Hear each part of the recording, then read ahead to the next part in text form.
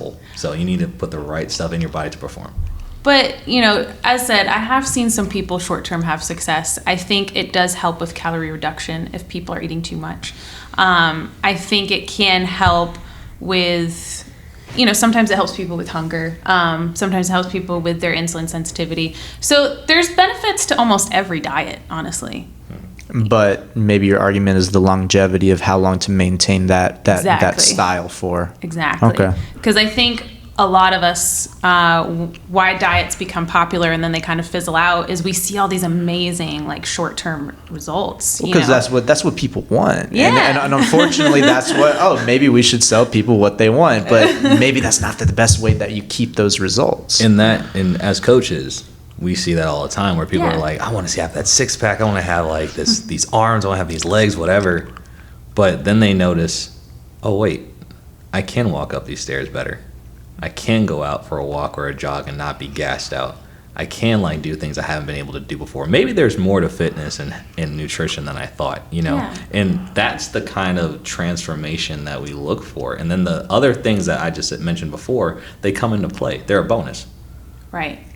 Yeah, people need to check their relationship with fitness, to your point. It's not just about getting the abs.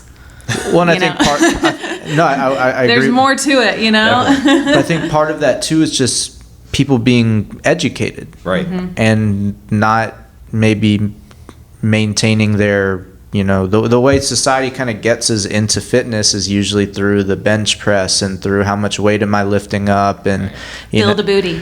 Right, yeah, Right, exactly. seriously. And I obviously speak more specifically from the guy's perspective, but it is almost like this rite of passage. How much weight are you lifting? Yeah. Maybe how long are you fasting for? Maybe even to some degree, which, whatever it might be, but I think it's so important for people to come into that with an open mind and to know, I don't know everything. Yeah. And also, and you'd agree with this too, just because you're stacking plates on something doesn't mean you're lifting it right. Yeah. Absolutely. Yeah. Absolutely. That's a whole episode in itself, form and stability and stuff like that. But, and I mean, I speak from experience as well. Before I got into it, I found myself at a gym pretty consistently, thought I knew what I was doing. And then you start learning from more industry experts and I didn't know anything. And for me personally, I like to try to instill that in my clients as well. Hey, I need you to come in here as an open canvas. That's really the way that things are going to work. And maybe that's relatable to y'all's program as well. People have to trust you guys. Right. Because like you said, they're going to be, one, making changes, but two, doing something new.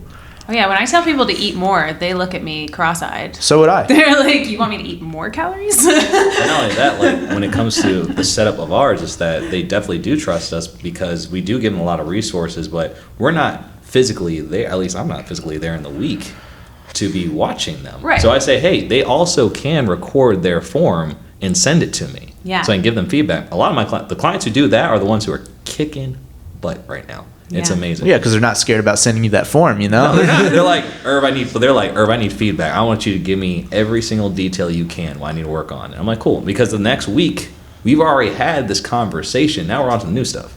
Yeah. Or stuff that they may have gotten stuck on. The more you give, the more you get. Exactly. So Kayla, how do you set up a base level, let's just call it a nutritional plan for someone who comes to you guys, or anyone for that matter, who wants to lose body fat? I think that's a very common result that people are looking for. What do you do? Yeah, I think it goes back to, how we spoke. Everyone is an individual, right? Everyone has their own challenges.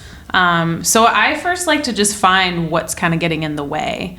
Do they need to eat more? Do they need to eat less? Are they eating too many sweets? Are they struggling with sugar cravings? Are they drinking too much soda? Too much alcohol? So I really try to collect a lot of information. I have them food log for at least 3 days before they see me.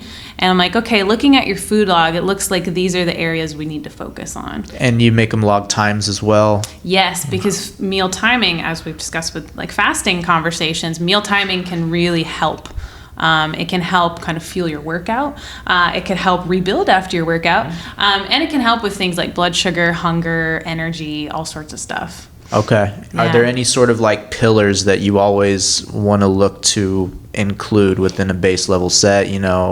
Particular dense food object, particular, I've heard a lot of people they want to start their day with a high protein or a fat sort of thing, or something, Yeah. you know, is there anything to you that you really recommend? Yeah, so I really like to start with the basics. How do you make a well-balanced meal? How do you make a well-balanced snack? Let's start with that. Okay. For a meal, I like to look at something called the plate method, where you say half your plate is non-starchy vegetables, a quarter of your plate is lean protein, and a quarter of your plate is like a healthy high-fiber carb. So something like chicken, broccoli, and brown rice, basically. And then for the snacks, it's a little bit of protein and a little bit of carb, like an apple and peanut butter. So just kind of going through those very simple combinations. And what happens is when people do learn those combinations, they're just getting in more nutrient-dense food also. Because remember, it's not just macronutrients, it's not just calories, it's also micronutrients, vitamins and minerals, right? We've got to pay attention to those too, because those also fuel our metabolism, if that makes sense. No, absolutely not.